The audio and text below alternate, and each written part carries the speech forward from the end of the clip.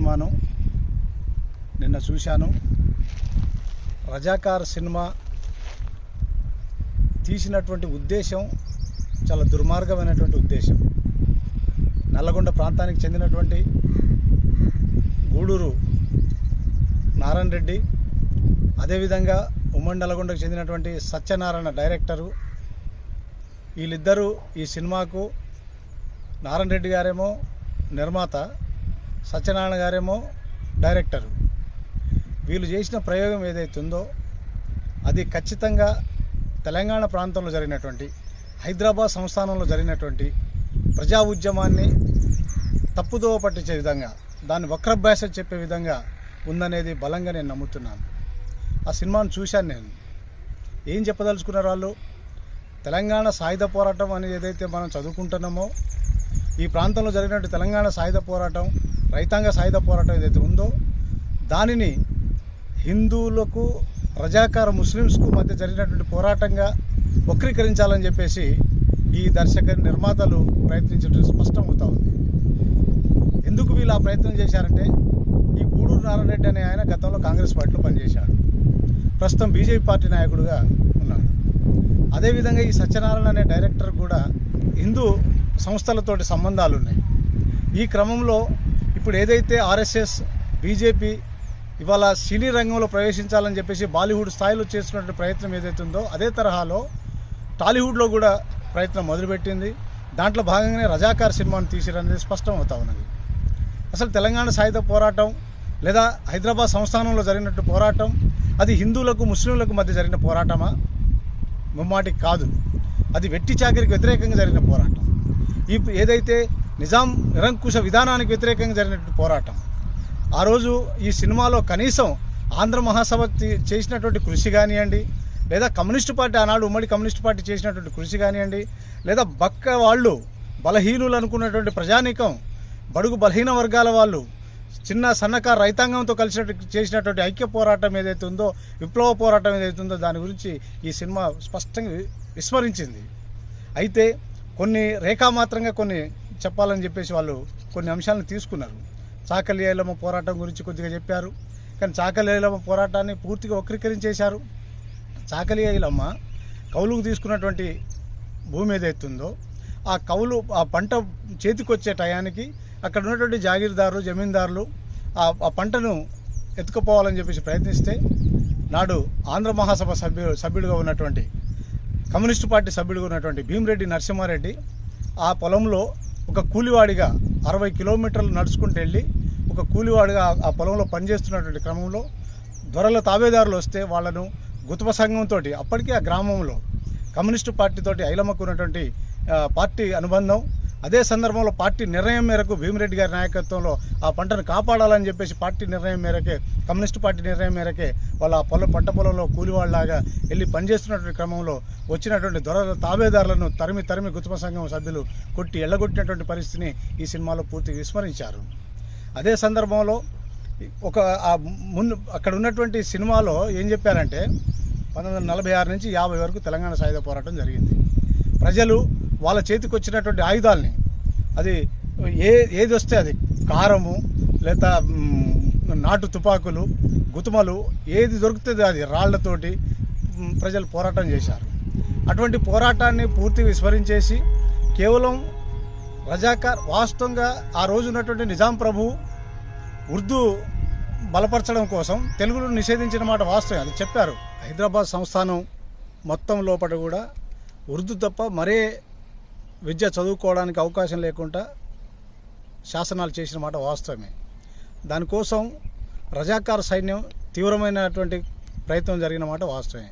కానీ రజాకారు కేవలం ఈ ఒక్క కోణం నుంచే ఇది భాషను నిషేధించడం, తెలుగు భాష నిషేధించడం, ఈ ప్రాంతంలో ఉర్దూను బలపరచడం, అదేవిధంగా హిందూ సాంప్రదాయాలకు వ్యతిరేకంగా లేదా అందరినీ ముస్లిమ్స్గా కన్వర్ట్ కావాలని ప్రోత్సహించిన మాట కూడా వాస్తవమే.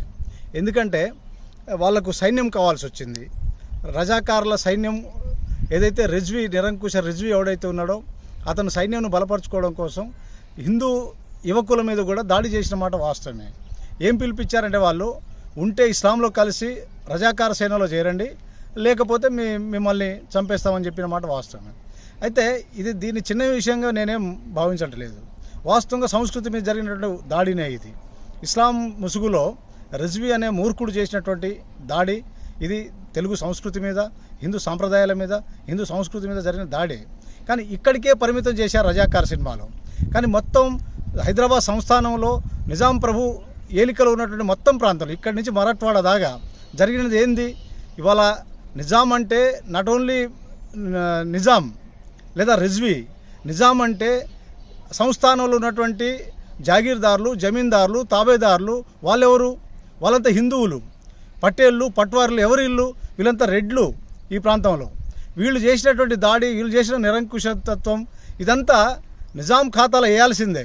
నిజాం అనే ప్రభు వీళ్ళను బలపరిచిన మాట వాస్తవమే. నిజాంకు కప్పం చెల్లించడం ద్వారా వీళ్ళ పాపాలన్నింటినీ కడిగేసుకొని బయటపడ్డ మాట వాస్తవమే. కానీ అట్ ద సేమ్ టైం మనం ఈ తెలంగాణ పోరాటాన్ని, తెలంగాణ ప్రాంతంలో జరిగినటువంటి పోరాటాన్ని, హైదరాబాద్ సంస్థానంలో జరిగినటువంటి పోరాటాన్ని ఒక హిందూ సంప్రదాయం మీదనో లేదా తెలుగు సంస్కృతి మీదనో తెలుగు భాష మీదనో జరిగిన దాడిగా మాత్రమే పరిమితం చేస్తే అది చరిత్రను వక్రీకరించినట్టయితే.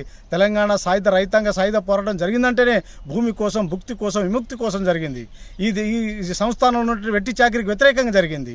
ఇవాళ ఒకళ్ళు కాదు, ఒక వర్గం కాదు, అన్ని వర్గాలు ఇవాళ పేదలు, దళితులు, గిరిజనులు, రైతాంగం, చిన్న సన్నకారు రైతాంగం మొత్తం టోటల్గా ఈ పటేళ్ళ పట్వారీలతో హింసకు గురైనటువంటి వాళ్ళే, ఈ దేశముఖులతో హింసకు గురైనటువంటి వాళ్ళే, ఈ ప్రభువులతో హింసకు గురైనటువంటి ముఖ్యంగా రిజ్వీ వీళ్ళందరినీ కాపాడుకోవడానికి ఒక సైన్యాన్ని నడపడం ద్వారా మొత్తం తెలంగాణ ప్రాంతంలో భయోత్పాతాన్ని సృష్టించడం ద్వారా ఇవాళ ఈ ప్రాంతాన్ని, హైదరాబాద్ సంస్థానాన్ని సర్వనాశనం చేసిన మాట వాస్తవమే. కానీ ఇవాళ రజాకార్ సినిమాలో అది కాకుండా కేవలం ఇప్పుడున్నటువంటి రాజకీయ టెంపో ఏదైతే ఉందో, రాజకీయ కాంటెక్స్ట్ ఏదైతే ఉందో దాన్ని ఆర్ఎస్ఎస్కు అనుకూలంగా, బీజేపీకి అనుకూలంగా ఎన్నికల నేపథ్యంలో తీసినటువంటి సినిమాగా స్పష్టమవుతున్నటువంటి పరిస్థితి ఉంది.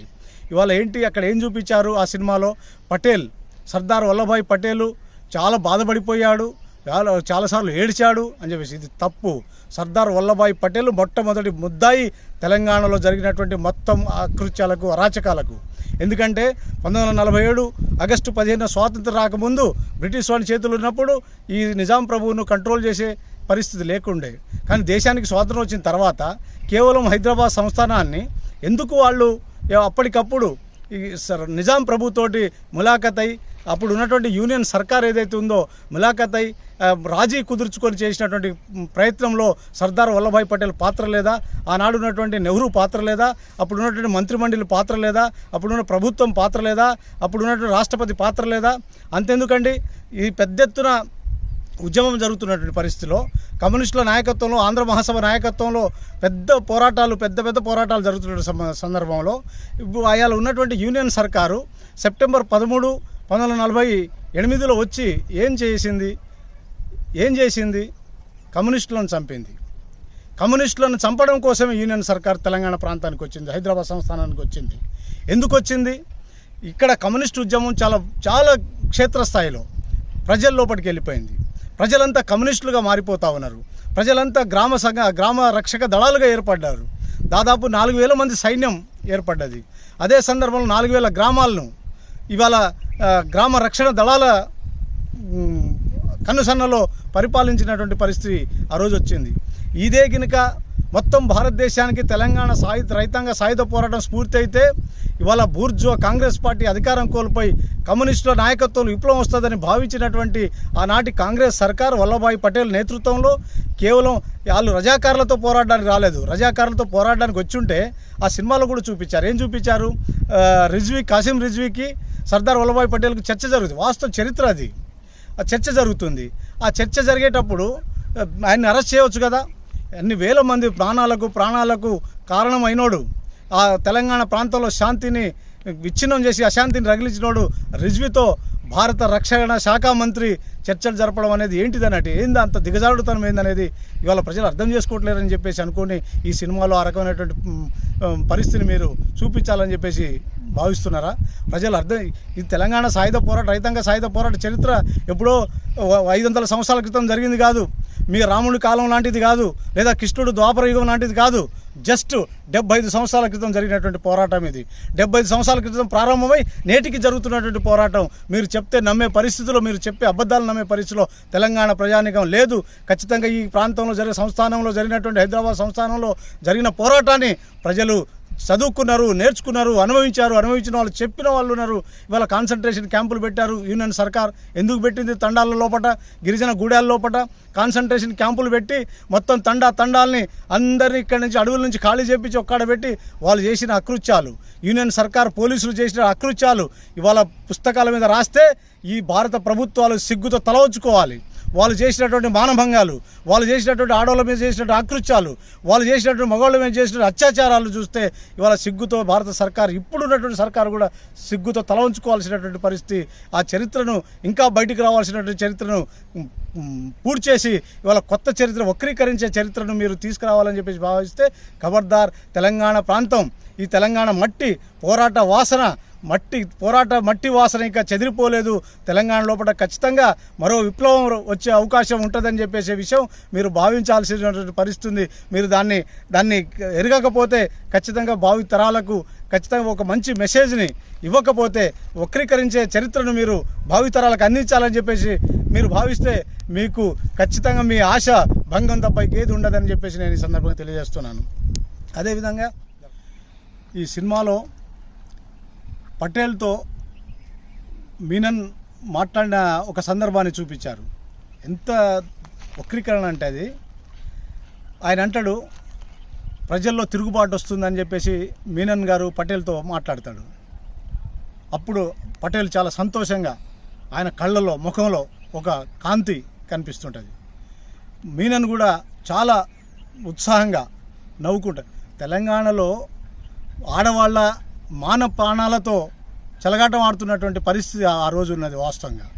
కానీ వీళ్ళు సినిమాలో చూపించేటప్పుడు అయితే దారుణంగా అంటే వీళ్ళిద్దరూ చాలా ఉత్సాహంగా, అసలు తెలంగాణలో ఎవరు చేశారా? ఒకవేళ అది జరిగింది నిజమే అయితే తెలంగాణలో ప్రజలు రజాకారులకు వ్యతిరేకంగా, కాసిం రిజ్వీకి వ్యతిరేకంగా, దేశ్ముఖ్లకు వ్యతిరేకంగా నిలబడుతురనే మాట మీరు చెప్పిన, ఆ సినిమాలో చెప్పిన మాట వాస్తవమే అయితే దానికి కారణం ఎవరో మీకు తెలియదా? దానికి కారణం ఖచ్చితంగా ఆంధ్ర మహాసభ, దానికి కారణం ఖచ్చితంగా భారత కమ్యూనిస్ట్ పార్టీ తప్ప మరొక్కటి కాదు. అది తెలియదా మీకు? ఇది తెలుసు. మీకు తెలిసిన ఆ నిజాన్ని కప్పిపుచ్చడం కోసం మీనన్తో దర్శకుడు ఏం చెప్పించాడో తెలుసా? పటేల్తో మాట్లాడేటప్పుడు ఒక సంతోషకరమైన విషయం అండి, ఇది ప్రజల్లో తిరుగుబాటు వస్తుంది, రజాకారులను అడ్డుకుంటా ఉన్నారు, దేశ్ముఖులను అడ్డుకుంటా ఉన్నారు, ఈ సందర్భంలో కమ్యూనిస్టులు అంటిముట్టనట్టున్నారు. ఎంత దుర్మార్గం అండి. 1946లో ప్రారంభమైనటువంటి తెలంగాణ సాయుధ పోరాటం ఏదో ఒక రూపంలో ఈ గంటకు కూడా సమాప్తం కాలేదనే విషయం మీకు తెలియదా? ఇప్పటికి కూడా నక్సలైట్ల పేరుతో ఈ దేశంలో జరుగుతున్నటువంటి ఏదైతే ఉద్యమం ఉందో అది తెలంగాణ సాయుధ పోరాటం ఇచ్చిన స్ఫూర్తి కాదా? ఆ కోణంలో జరుగుతున్నటువంటి పోరాటం కాదా? ఆ మహాసముద్రం నుంచి చీలిన ఒక పాయ కాదా అది? కమ్యూనిస్టులు ప్రజల్లో చైతన్యం వస్తుంటే అంటిముట్టనట్టు ఉంటారా? ఎంత దుర్మార్గం అండి. ఇంత విషం కక్కాలని చెప్పేసి ప్రయత్నించిన ఓ గూడూరు నారాయణ రెడ్డి, నీ చరిత్ర ఈ నల్గొండ జిల్లా ప్రజలకు తెలియదా? నిన్ను గాంధీ భవన్లో చెప్పుతో కొట్టిండు మీ నాయకుడు, ఇప్పుడున్న మంత్రి. నిన్ను కొడితే అలా నుంచి పారిపోయి బీజేపీలో వచ్చినావు నువ్వు. ఇక సత్యనారాయణ సకదనం తెలియంది కాదు. సత్యనారాయణ ఎక్కడి నుంచి పుట్టిండు, ఆడ పుట్టిండు, ఈ ప్రాంతం నల్గొండ నార్కెట్పల్లి ప్రాంతంలో ఆయన పరిస్థితి ఏంటిది, ఈ జిల్లాలో ఆయన ఎక్కడుంటుండే, అసలు ఆయన పాత్ర ఏంది? మీకు హిందూ అనుబంధ సంఘాలతో ఉన్నటువంటి అనుబంధం, ఇప్పుడు ఆర్ఎస్ఎస్ కల్చరల్ మూమెంట్ ఏదైతే ఉందో, హిందుత్వవాదుల కల్చరల్ మూమెంట్ ఏదైతే ఉందో, దాంట్లో జొరబడడం కోసం మీరు చేసినటువంటి ప్రయత్నం, సిగ్గుమాలిన ప్రయత్నం, అది ప్రజలు ముఖ్యంగా తెలంగాణ ప్రాంతం దాన్ని జీర్ణించుకోదు. అందుకే ఎక్కడ చూడు, మిర్యాలలో చూడు, నల్గొండలో చూడు, చౌటుపల్లిలో చూడు, హైదరాబాద్లో చూడు, కరీంనగర్లో చూడు, ఆదిలాబాద్లో చూడు, వరంగల్లో చూడు, థియేటర్లో 10 మంది లేరు. ఇంత విషం కక్కే వార్తని మీరు ప్రజలు చొప్పించాలనుకుంటే, బీజేపీ గోవెల్స్లా మీరు మారాలనుకుంటే ప్రజలేం హర్షించరు దాన్ని. అందుకే మీ సినిమాను దిక్కు లేకుండా ఉత్త ఆడట్లేవు, సినిమాలు జస్ట్ రీల్ కూడా వేయట్లేరు సినిమాలో. ఇది మీ పరిస్థితి. వాస్తవాలు చెప్పండి. సినిమా అనేది చాలా బలమైనటువంటి మాధ్యమం. ప్రజల్ని మేల్కొల్పాల్సినటువంటి బాధ్యత ఉన్నటువంటి మాధ్యమం.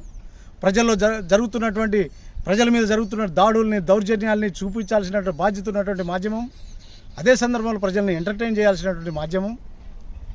అటువంటి మాధ్యమాన్ని విషకౌగిల్లో, హిందుత్వవాదుల ఉన్మాదుల విషకౌగిలి కోసం మీరు ఈ రకంగా దాన్ని నాశనం చేయాలని చెప్పేసి ప్రయత్నిస్తే ఖబర్దార్, తెలంగాణ ప్రాంతం, తెలంగాణ మట్టి పోరాట వాసన మిమ్మల్ని తుదముట్టిస్తుందని చెప్పేసి హెచ్చరిస్తూ ఉన్నాను.